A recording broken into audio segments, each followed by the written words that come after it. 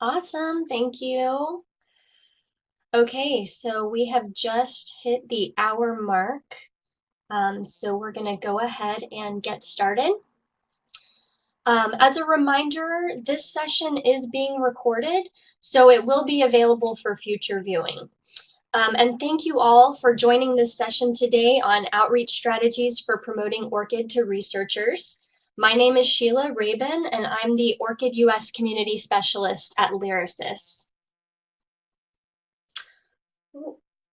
It looks like we have somebody who can't hear. Am I speaking loud enough?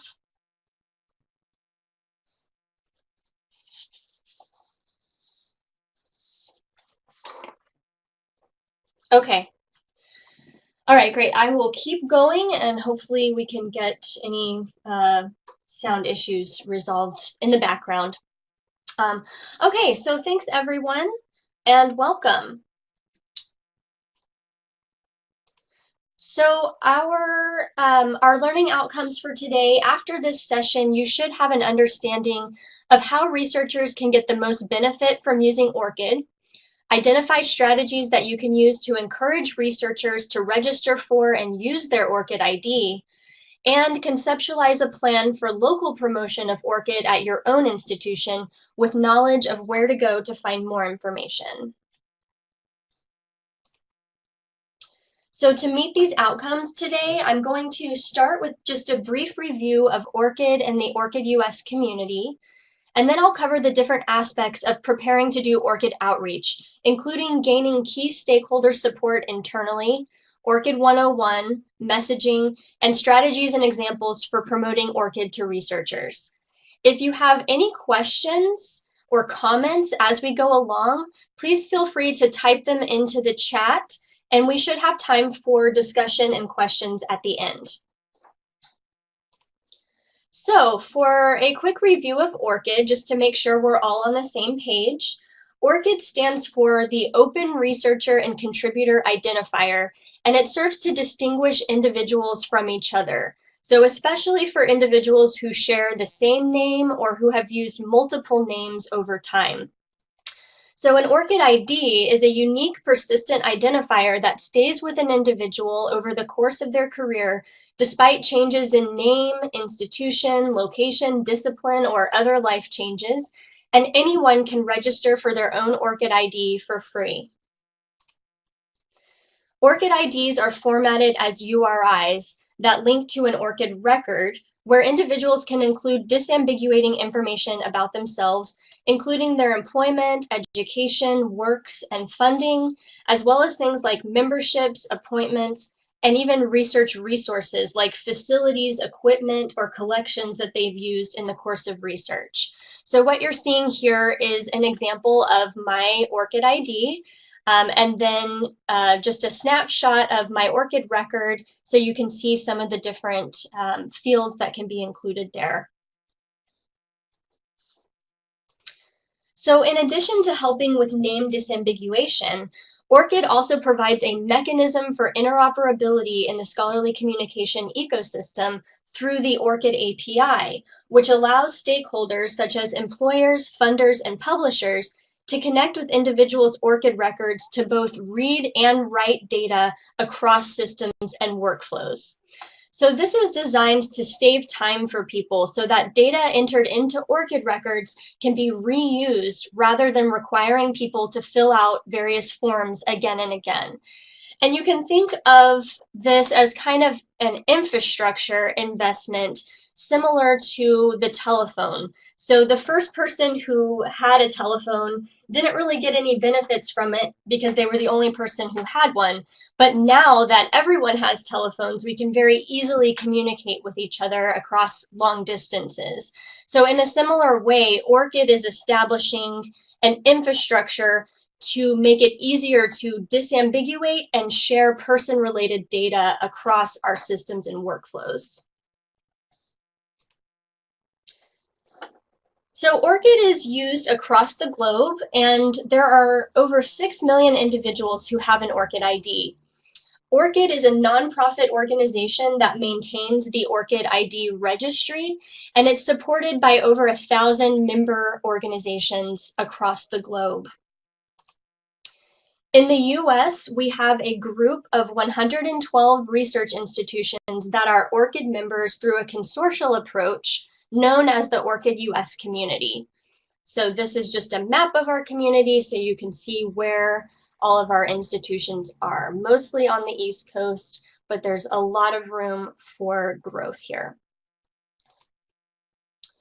So this group was formed last year when LYRASIS, the Big Ten Academic Alliance, the Northeast Research Libraries, and the Greater Western Library Alliance came together to form a national partnership to foster a community of practice and provide dedicated support for ORCID at research institutions in the US.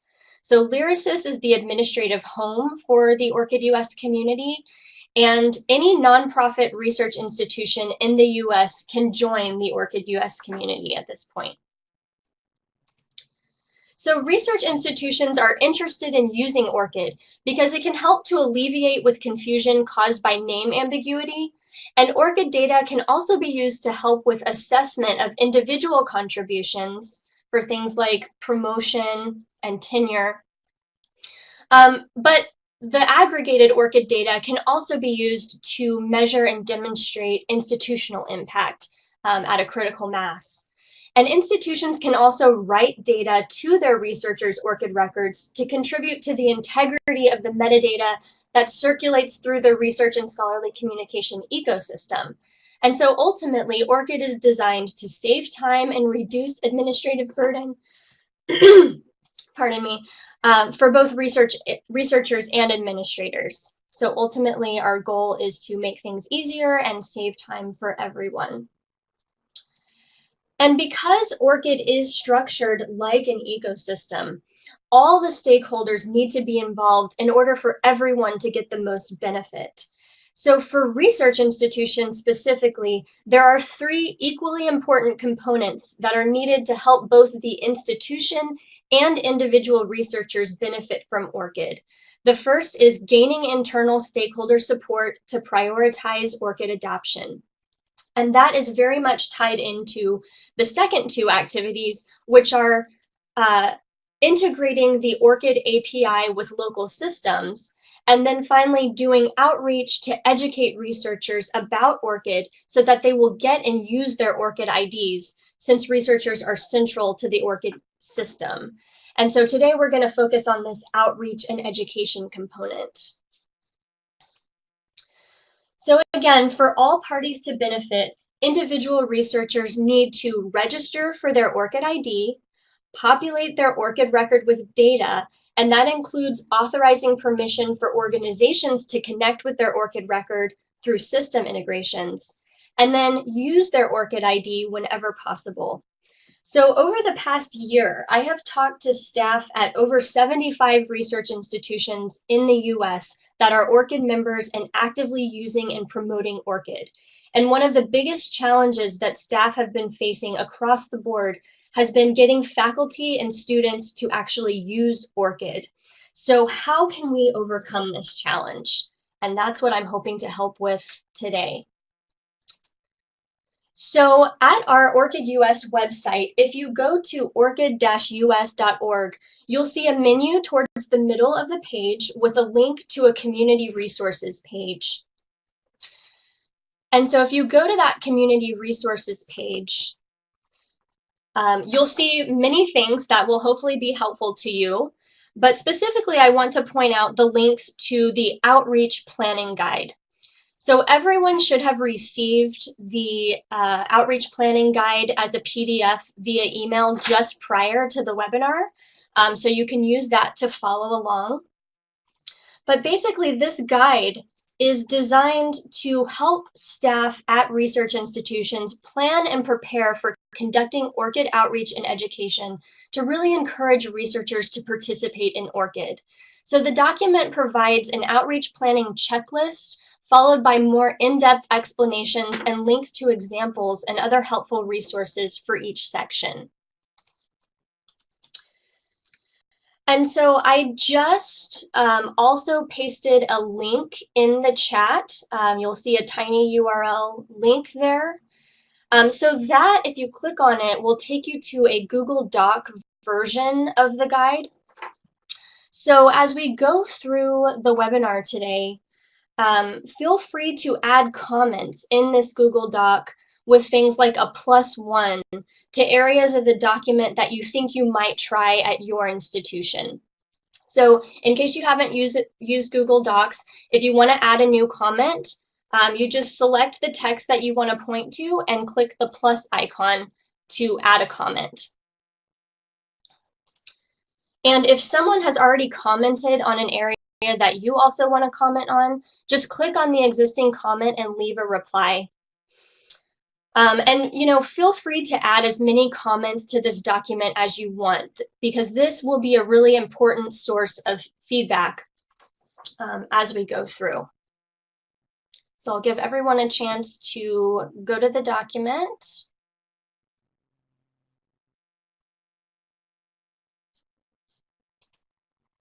Okay, so we're just going to go through the document, and there are a few things that I really want to highlight. So basically, we're going to start with key stakeholder support. So to really get the most value from ORCID, support and encouragement from administrative units is key. Partnering with other campus units can also help to amplify the ORCID message. So before you might be able to effectively promote ORCID to researchers, you may have to have some internal conversations about the value of ORCID for the institution.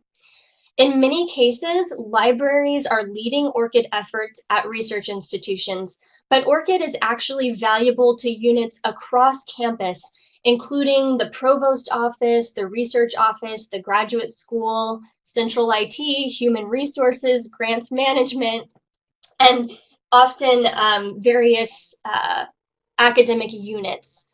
So think about the key stakeholders within your organization. Do they know about ORCID? And if they do they understand the value of ORCID? One of the best practices that we've seen lead to more success with ORCID adoption is to form something like an Orchid Committee or a task force comprised of representatives from these different areas of campus that meets regularly to plan and strategize for ORCID activities. So you may already have strong partnerships with others on campus, but if not, the Outreach Planning Guide contains links to some resources that may be helpful for getting these conversations started. So for example, ORCID has an infographic available that I think does a really great job of getting some of the main points across in terms of communicating the importance of persistent identifiers for individuals. And the infographic, just a few sections of it that I think are really valuable. One is it kind of outlines with bullet points some of the main benefits of ORCID for both research institutions and individuals. So institutions can save time, reduce errors, manage the organizational name, maintain links with your researchers, and then individuals can improve the recognition and discoverability of their research, save time, and also keep track of all of their contributions and affiliations in a central location, and it's at no cost to them. And also the infographic points out some statistics on how ORCID has actually helped save time for both administrators and researchers at institutions in other countries, for example. So we have some concrete data here about how ORCID has been beneficial. So definitely something to look at and explore is this great infographic. We also have a link to a one-pager that provides some talking points geared towards communicating with administrators about what ORCID is and why they should care. So just trying to get this message across in a very quick, easy way that you can either send this to administrators or use it if you're going into a meeting. It's kind of like an ORCID cheat sheet. And there are a number of examples across the US community of internal units working together to promote ORCID. So especially what we've seen partnerships between libraries and research offices, and also with deans and upper level administrators actively promoting ORCID to faculty and students. So for example, at Boston College, the provost, the university librarian, and the VP for Information Technology sent a joint letter to all faculty encouraging the use of ORCID on campus. And what you're seeing here is a copy of that letter included in the ORCID LibGuide at Boston College. Another example comes from Virginia Commonwealth University, where the libraries have partnered with Central IT, the graduate school, and various research offices to promote ORCID as a tool for fostering diversity and inclusion around name changes specifically, since an ORCID ID will remain the same regardless of changes in name over time, which can be really important for trans or non-binary individuals and people who may have changed their name for marriage or any variety of reasons. So just a few examples there of different internal stakeholders working together. So the outreach leaders section, as with any collaborative effort, it will be really important to clarify expectations and roles around who will do what. So it's important to consider who will actually be responsible for leading outreach efforts at your institution. If you have a cross-campus ORCID group or are planning to create one, you could establish outreach leaders from the various units that are involved in that group. In many cases, what I've seen is that liaison subject specialist librarians are often in a very unique position to promote ORCID to researchers, since they already have connections with the faculty and students in their specific discipline units, and they can really target that ORCID outreach to the researchers they work with on a regular basis. Another idea could be to hire a few student workers to help with outreach activities. It will really just all depend on your local context and what might work best at your particular institution. But regardless, figuring out who's going to do what will really help to clarify expectations. And the images you're seeing here are from the University of California, San Diego, where they just set up tables on campus and encouraged people to stop and register for their ORCID ID on the spot. And this was spearheaded by the libraries. So ORCID 101, whoever is going to be leading outreach efforts will need to have some basic knowledge of ORCID to pass on to researchers. So the ORCID 101 section of the Outreach Planning Guide contains a bulleted list of the basics of ORCID that outreach leaders will need to help researchers learn about ORCID to get the most benefit. So in that section, we have a slide deck template that's linked that covers all of these points, and you can plug in your institution's logo and other local information without having to create a training deck from scratch. So the slide deck template can be used to train the trainer, but you can also use it to just present directly to researchers. And you'll also see a link in the guide to speaker notes that can be used with the slide deck.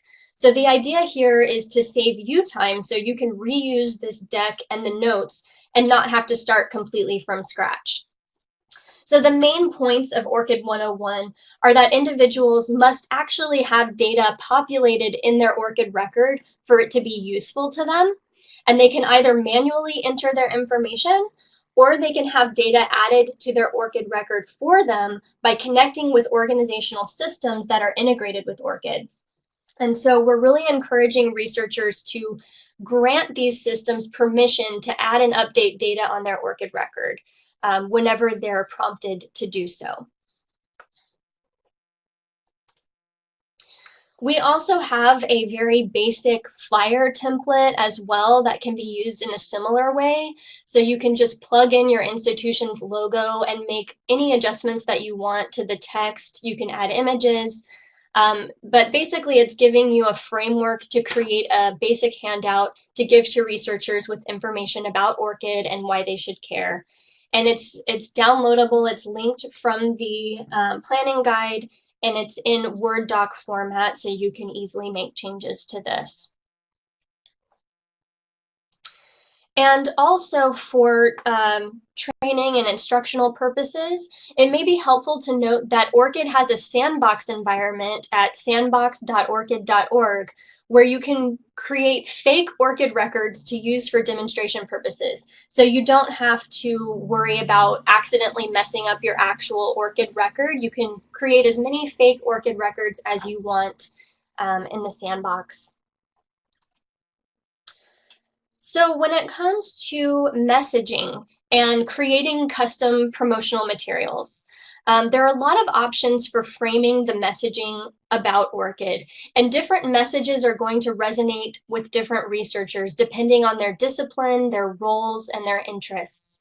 There's no single solution for messaging that works for all researchers, so it's important to think about the different audiences you may be trying to reach and the messaging that would resonate with them. So for example, rather than listing all of the potential benefits of ORCID for researchers, Temple University has created a series of ORCID promotional cards that highlight different aspects of why researchers should care about ORCID. So the one that you're seeing here is targeting people who are interested in distinguishing themselves from other researchers. With the message of 30 seconds to stand out in your field. It takes about 30 seconds to register for an ORCID ID, and then you'll have that unique identifier for your entire career. This is another one of the Temple University postcards. This one's geared toward researchers who want to publish their work, highlighting the fact that many publishers now require an ORCID ID to submit a manuscript for publication. So if you want to publish in any of these high-profile platforms, you will need an ORCID ID first. And then this one just emphasizes the ability to use ORCID to save time in funding and publishing and reporting workflows, for example. So the Outreach Planning Guide provides a list of potential messages that you can mix and match to promote ORCID as needed, depending on the audience that you're trying to reach. So for example, the messages that you're seeing here have to do with distinguishing yourself, managing your identity despite any changes in your career or in your life, getting recognition, making sure you're accurately linked with your work, getting credit for your work, improving your visibility and your research impact, and of course saving time on data entry, and then being able to keep track of all of your activities in one platform. And messaging can also vary based on whether or not you have ORCID integrated with any of your campus systems. So if you do have an ORCID integration and you're trying to get researchers to create or connect their ORCID ID, you can frame the ORCID connection as a way to unlock additional services. And this unlock messaging came out of the North Carolina State University as part of their citation index integration, where they're keeping track of faculty publications. So this is an image of a handout that they created to promote ORCID, explaining what ORCID is and how it can help researchers. And then on the back of the handout, it explains that by linking their ORCID ID with the NC State Library's Citation Index portal, they can get additional services, such as having their citations updated for them on their faculty profile pages, or having gaps filled in so their publication lists are more complete. So if you do have ORCID integrated with any systems, I would encourage you to think about the types of services that your researchers would be able to unlock by connecting their ORCID ID with your integration. The planning guide also links to lists of publishers, funders, associations, and societies that are using ORCID. So you can emphasize the wider landscape of support for ORCID that may be present from different disciplines. In some cases, researchers may be skeptical of ORCID at first, but once they find out that the journals they publish in, the funding agencies they work with, or the associations and societies that they belong to support ORCID, they're more likely to use it. So for example, this is a list that shows just some of the associations and societies that are ORCID members or are supporting ORCID.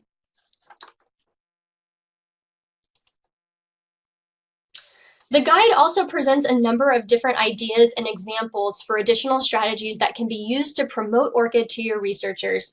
So again, you can mix and match these based on what you think might work well in your local context. So to start, and we're in the Outreach and Education Strategies section of the guide, the ORCID organization has an outreach resources page that contains a framework for getting started with a three-phase communications toolkit around ORCID, starting with building anticipation and educating people about what ORCID is first, then promoting action to get people to actually register for their ORCID ID and connect it with your systems if you have integrations, and then followed by an ongoing general awareness and reminders to continue using ORCID. And if you take a look at the left-hand side of this page, you'll also see links to a few resources that ORCID provides that can be helpful with the three phases of the ORCID communication. So for example, ORCID provides a flyer and a bookmark that you can just print out and use if you don't have time to create custom materials.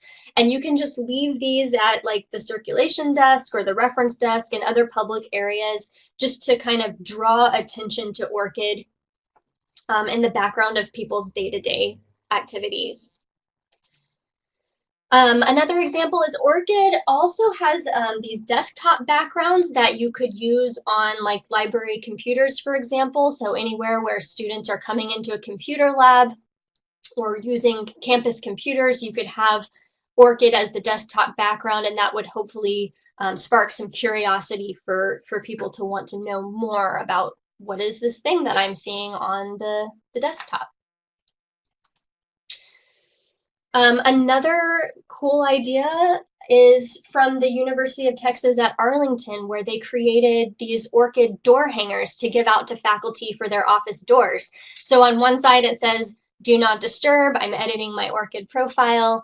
And on the other side it says, "Come in, check out my ORCID profile." So it's kind of a fun way to draw attention to ORCID, get faculty thinking about ORCID. And then they also have a link to their ORCID LibGuide on there as well. And so depending on your situation, it may be a good idea to start with a pilot group to target for ORCID outreach first, rather than taking a scattershot approach. So researchers in some disciplines are more likely to know what ORCID is, depending on whether or not they've been required to submit one when they're publishing, for example. So you may want to start with these populations to more quickly reach a critical mass of researchers with ORCID in a single discipline before moving on to the next. But you could also start with groups that may not already be familiar with ORCID to kind of try to expand its reach and further its use more broadly. So I have a few examples of institutions that are starting with a pilot group. So the University of Iowa, for example, all medical school faculty are required to connect their ORCID ID with the university's central ID management system. And they're currently about 90% there in terms of having full compliance. So they're starting with the medical school, and then we'll look at other areas of campus. At the University of Massachusetts Amherst, they are now requiring that all graduate students submit ORCID upon their ETD submission. So they are starting with graduate students first.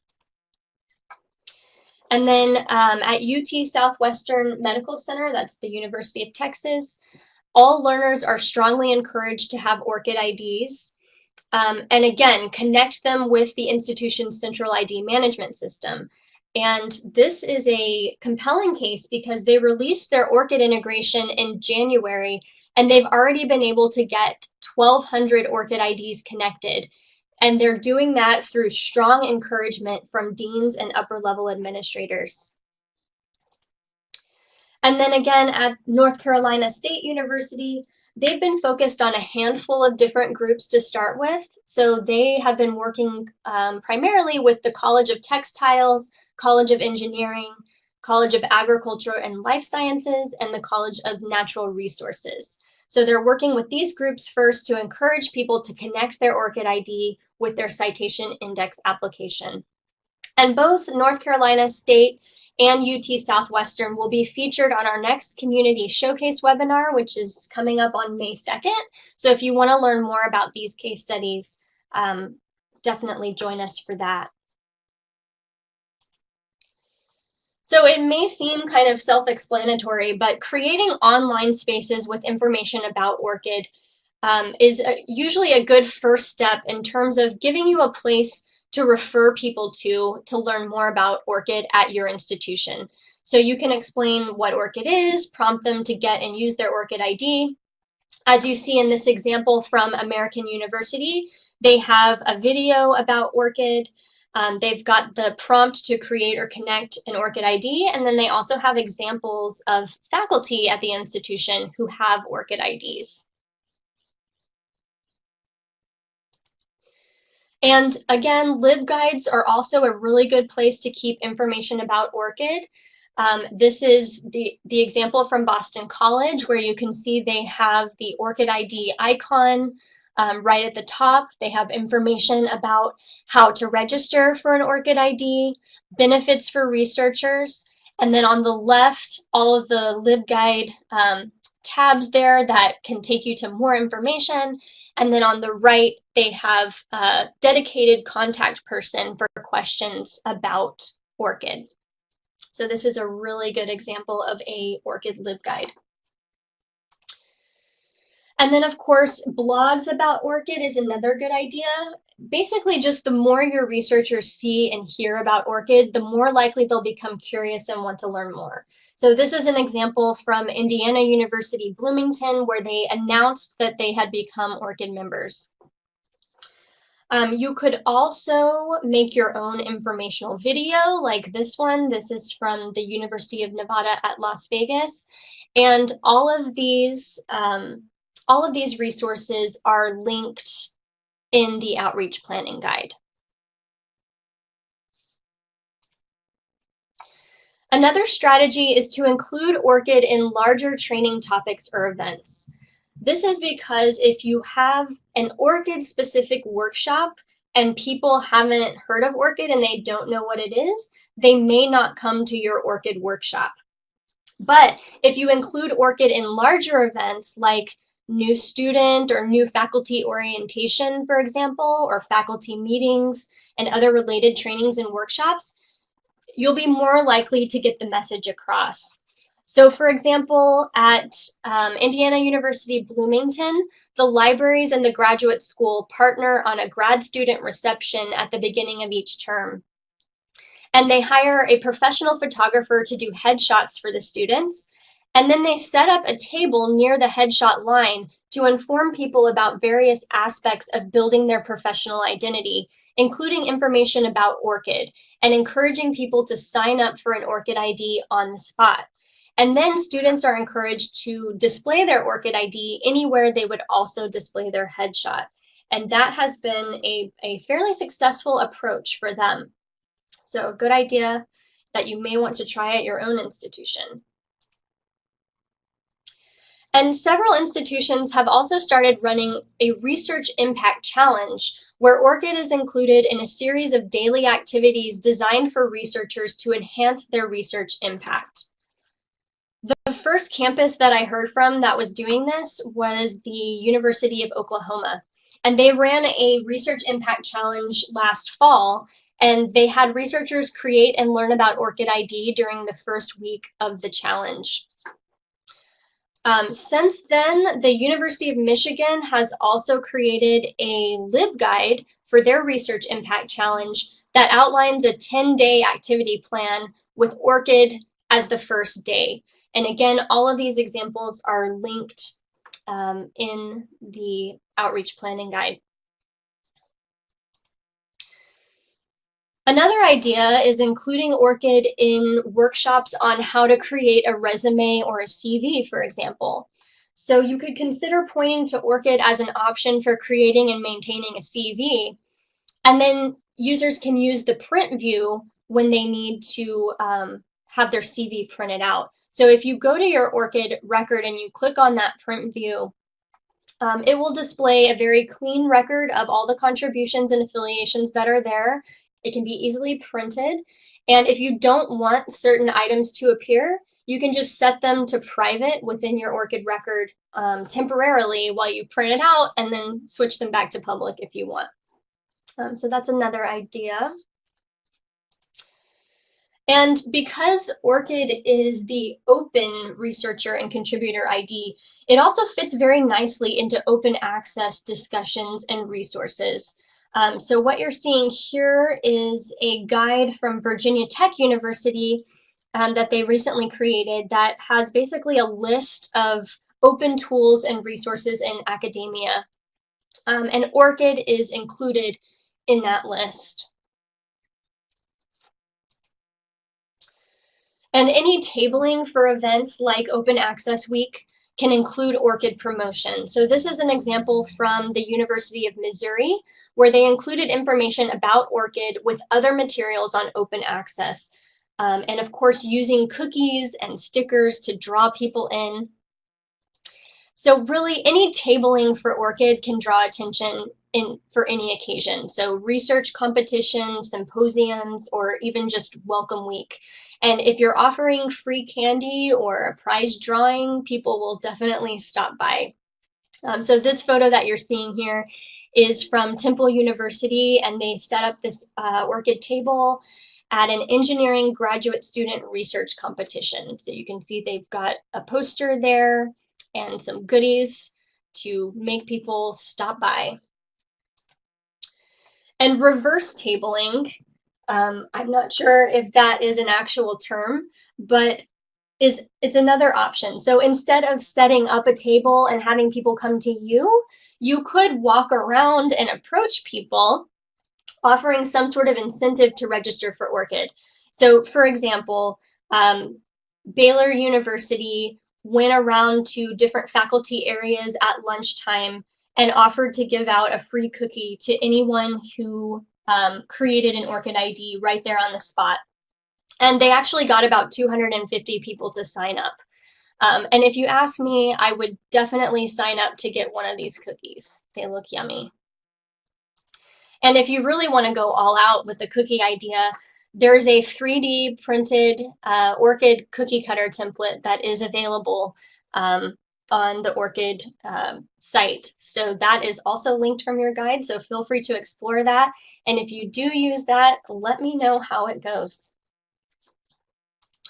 In terms of swag, so things like stickers and buttons and pens, ORCID encourages institutions to create their own localized swag because it's really nice to be able to, for example, include a link to your institution's ORCID LibGuide, for example, on these items. But you can also request swag from ORCID. And if you're interested in doing that, let me know.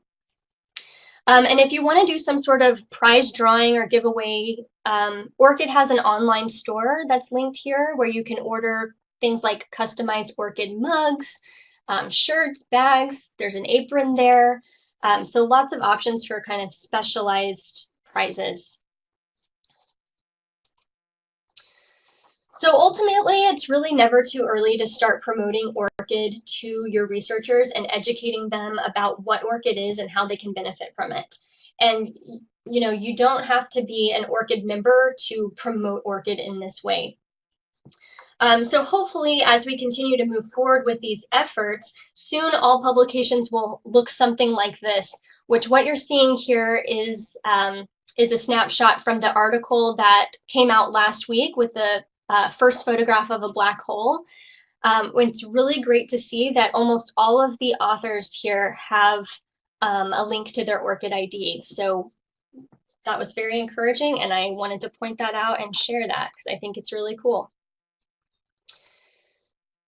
And so when it comes to actually trying the ideas in this guide, or if you have additional ideas, we definitely would love to have you share your experience.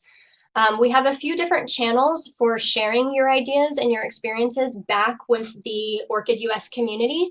So if you're at a member institution, within our discussion forum, there's an outreach strategies channel, so you can share anything you'd like there.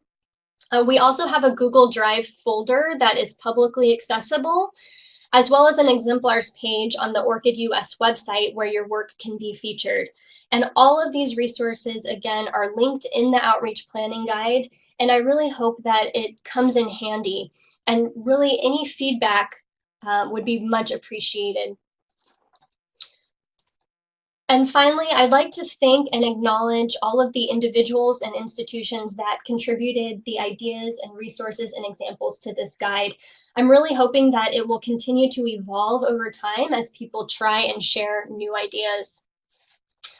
And so with that, I think we can open it up to questions and discussion. And I see there have been some posts in the chat. Okay, let's see. It looks like there's a comment. It's my understanding that this is a system that is user-generated versus librarians are creating profiles for them. Faculty are too busy and sometimes they prefer the librarians to do the uploading for them, and they might not know the copyright policies, for example. Yes, so a central tenet of the ORCID mission and underlying values is that individual researchers need to be fully aware and have full control over their ORCID record and the data that's within the ORCID record. So definitely individual researchers do need to be involved in the process of registering for their own ORCID ID. And it's always a good idea to at least make sure they have a baseline understanding of the type of data that they can put into their ORCID record themselves, but also that as more organizations are integrating the ORCID API into their systems, researchers will be able to connect their ORCID ID with those systems and ultimately have their information updated for them on their behalf. So it may take a little bit of time for researchers to initially set up their ORCID ID, but once they do, ultimately they will be saving time in the long run. Because yes, faculty are definitely very busy. There are some institutions that are encouraging faculty to designate librarians, for example, as a trusted party on their ORCID record, as a trusted individual. And so that can be one kind of solution to get around faculty being too busy to do their own. But ultimately, you know, that may not be super sustainable if you're updating, you know, hundreds or thousands of faculty ORCID records. And so again, that's where these API connections really come into play to automate those updates and have that data populated through the API. Let's see. Okay, we have a question on, are there outreach materials available that clearly outline the difference and connection between ORCID and other researcher profile platforms? I think there are. I have seen other resources that talk about researcher IDs in general, the different types of researcher IDs, and the difference between them. I believe there's at least one resource that is linked from the outreach planning guide in the outreach strategies section, and including ORCID with a larger training topic. There's at least one link there that talks about researcher IDs in general with ORCID included there. But definitely ORCID is, it's open, it's nonprofit, it's not tied to any institution or platform, and it's designed to be interoperable and kind of like a central hub that other IDs and other systems can connect to.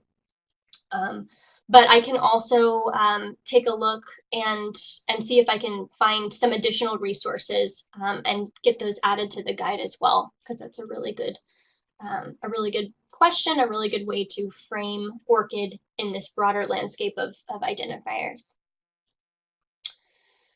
Okay, we have a question on what is the difference between Nc Docs and Orchid. I don't know what Nc Docs is. Is there anyone else on the call who does?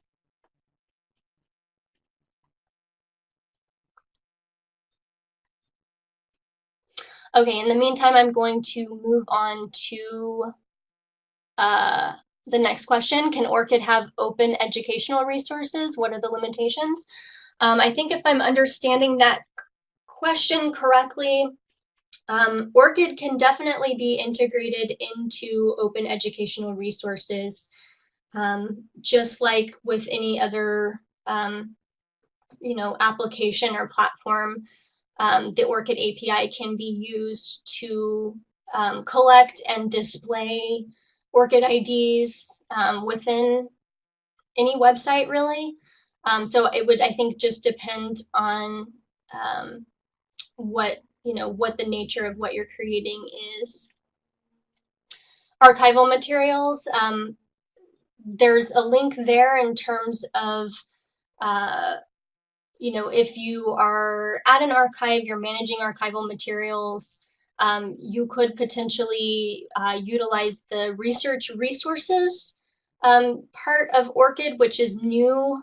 It's a kind of new feature where data about collection materials that may have been used over the course of research can be noted in an ORCID record. And that will also be available through the version 3 of the Orchid API. Let's see. A question about the metadata. Is the data being harvested to OCLC? Not that I know of. The data that's within ORCID, within individuals' ORCID records, if it's public, can be accessible to anyone. So any system, any organization can look at the public data that's contained within the ORCID registry. Otherwise, again, institutions that are ORCID members can use the member API to ask permission to read limited access data from individuals' ORCID records. Okay, we've got another question. We have a lot of researchers sign up for ORCID, but they don't make them public, and they never respond to the Crossref email asking for permission to auto-update. Are there any success stories focused on that specific follow-up? I can't think of any off the top of my head for that situation specifically. If anyone has experience with that, definitely type into the chat. But yeah, that is a challenge that we have seen across the board, is that researchers will register for their ORCID ID, but then not add any of their additional information there. So you basically just have a blank ORCID record, or they don't make their data public, which they have a right to do that. But it may just be a matter of, again, that education piece. So, we're really working to find good strategies, as we've covered here, for how to get people to realize that they need to do just a little bit more than just that registration piece. They need to think about, what data they want to have in their ORCID record, the fact that it's going to be most beneficial to them if they do make their data public, or at least trusted parties, and then connect with the organizations that they're affiliated with. But yes, also in the ORCID 101 bullet points and slide deck, we talk about the search and link wizards for having works automatically added to ORCID, and how that, again, will really save researchers time by connecting with Crossref and DataCite to have their works automatically populated for them. And so I think that really is just a matter of continued messaging and education, so that researchers know the basic things they need to do to really get the most benefits from using ORCID. Okay.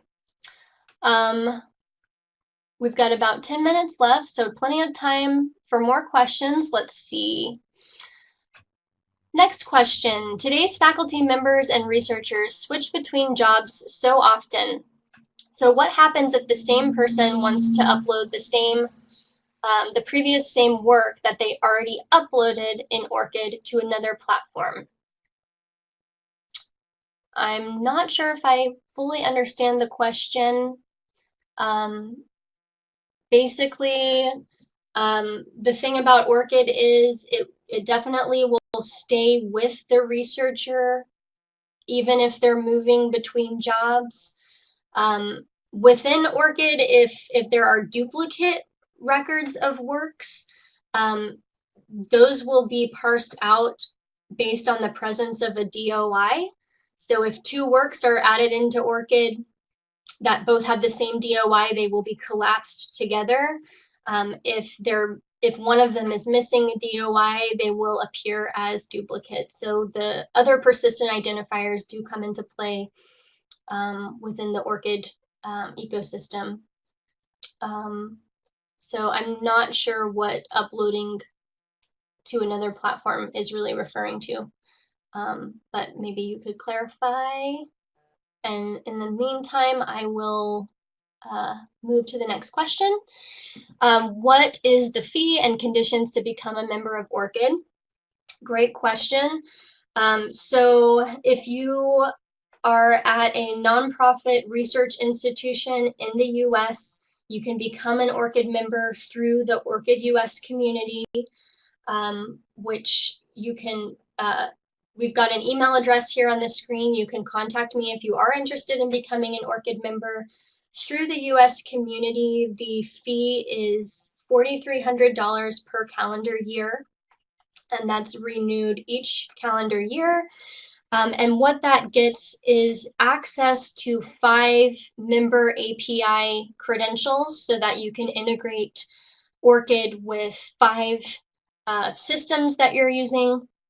You'll also get dedicated technical and community support, access to our members discussion forum, and we have a whole range of resources, and you would be contributing to supporting the ORCID initiative. All right, let's see.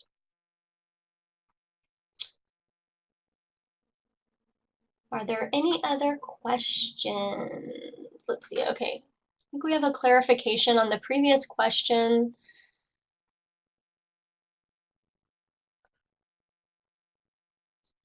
I see.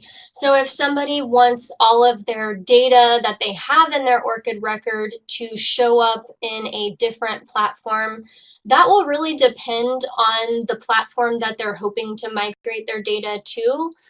So for example, there are some research information systems that are vendor hosted.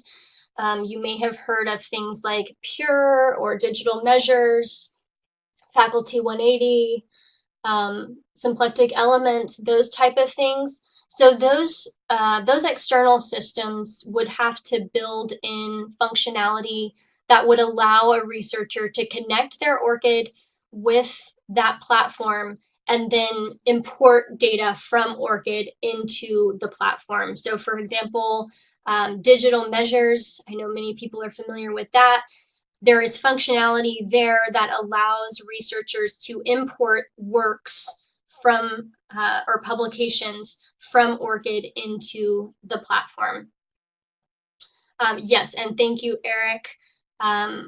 We do, yeah, the researchers own all the data on their records, so they have full control over what other platforms can have access to the data that's in their ORCID record.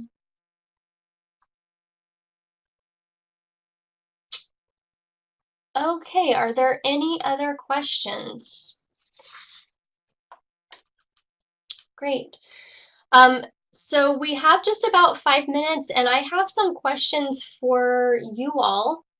In terms of the ideas that we covered on this webinar, I'm curious if, how many people have already tried some of these ideas? What ideas might you be interested in trying? Or does anybody have additional ideas that we did not cover today? Please feel free to type in your thoughts on this into the chat box.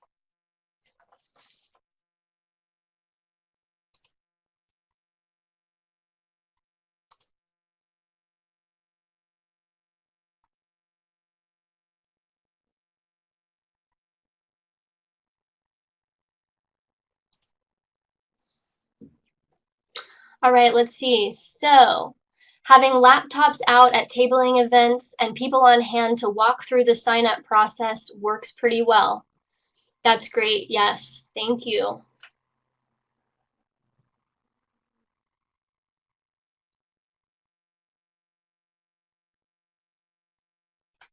Let's see. The idea of having a promotional workshop might be a good way to promote it. Just an idea. Yes, definitely. Promotional workshops, always worth a try. I like the idea of a campus-based Orchid Committee. Really want to hear how it's worked at other places. Who exactly was on the committee? That's a great question. If you go into the outreach planning guide in the section on key stakeholder support, I believe,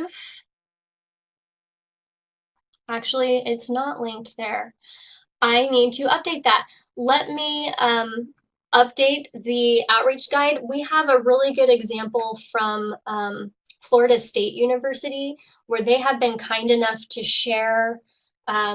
They've formed an outreach or just an Orchid group across campus, and they have kind of a charter document that outlines the expectations for that group and the people who are on that group. So I can get that link and share it. I think I can share it when we send out the recording link for this. But yes, Florida State University. There we go. Hi. Thanks. Yes, so FSU is definitely going to be presenting their Orchid partnership at new faculty orientation. From this presentation, I'll be looking into setting up a table with some laptops so they can sign up at the same time. That's wonderful. Another comment, we're getting a new HR system, looking for examples of other universities with a field in the HR record for Orchid. So we can convince our HR to add a field before they implement the new system. That's a really good point. I do have some examples of other institutions that have integrated Orchid with their HR system. So again, for example, at Boston College, they're using PeopleSoft, and we're able to integrate Orchid with that, and through that integration, they are actually writing employment information to their faculty's Orchid records. And we did a case study on that, and so we have actually a blog post, which I'm fumbling around, but I will try to find that link and send it. But if you just Google Boston College PeopleSoft Orchid, you'll find that. But definitely any questions that that you have, feel free to send me an email just so I can make sure to follow up with you on getting these examples out. Let's see. For a while, whenever a faculty member picked up a book on hold at our circulation desk, the staff there inserted an Orchid bookmark into the book. What a great idea. Just kind of getting it in front of people. Wondering about ways we can leverage Orchid data to benefit our own marketing strategies, if that makes sense. So pushing the platform to get everyone entering their data is awesome. And I'm wondering about ways we'll be able to use that data to inform our own marketing efforts with authors or researchers. Yeah, that's a good question. I think it might all kind of depend on where you have the Orchid API integrated and how you're able to pull and push data back and forth. So for example, you know, if you have once you're able to get the Orchid API integrated with whatever centralized systems that you're using, You can ask researchers for permission to read their limited access data, and you can also run queries using the API to gather information about your researchers' activities, and then kind of go from there.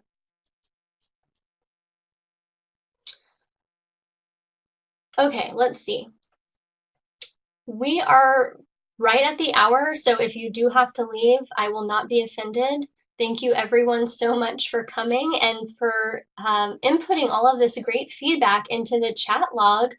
I'll see what I can do about having the chat log included with our materials that we send out. So thanks again, everyone. I will stay on for a few minutes more to see if I can address some of these questions. So if you do want to stay on, feel free to do so. There is a question on the institutional ORCID pricing. Yes, so the $4,300 a year is a flat rate for our ORCID US community. So there's not a tiered structure at this time for us.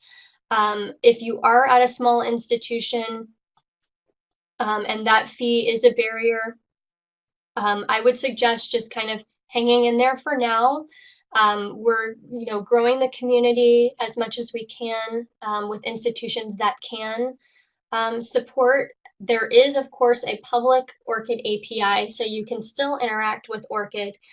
You can still promote ORCID to your researchers, but we are hoping to get to a really strong critical mass in the US where we may be able to do something like have a shared platform that institutions can kind of plug into to work more closely with the ORCID API. So definitely send me an email and we can chat more about that as well. But as of right now, the rate that we have is really the lowest possible rate for a research institution through our consortial approach, because if you wanted to join just individually, you'd be paying more than that. So so definitely we are always keeping in mind ways that smaller institutions that maybe don't have the resources can still participate in the ORCID ecosystem. All right, and we got some other ideas about putting your ORCID on your CV and in your email signature. That is a great idea. I would encourage that for sure. Good promotional ideas, love the bookmarks. We have ORCID promotion on the wrappers we use for posters printed in the library. That's cool. Making visible the faculty members will increase the visibility of the universities in online world. This might be a good pitch point to upper management. 100% yes. Definitely ORCID plays into the visibility of both the researcher and the organizations that they're affiliated with. So wonderful, thank you. Okay, it looks like that is it. I guess any additional outstanding questions or thoughts, you can leave comments in that Google Doc again, and also send me an email, orchidus@lyrasis.org. We're also on Twitter at US Consortium. If you want to follow us there, it's a great way to kind of stay up to date with other webinars and things that we have going on. But thanks everyone. I'm glad this has been helpful. I look forward to hearing more feedback from everyone as you try some of these ideas at your own institution. And with that, I think we can go ahead and conclude. Thank you.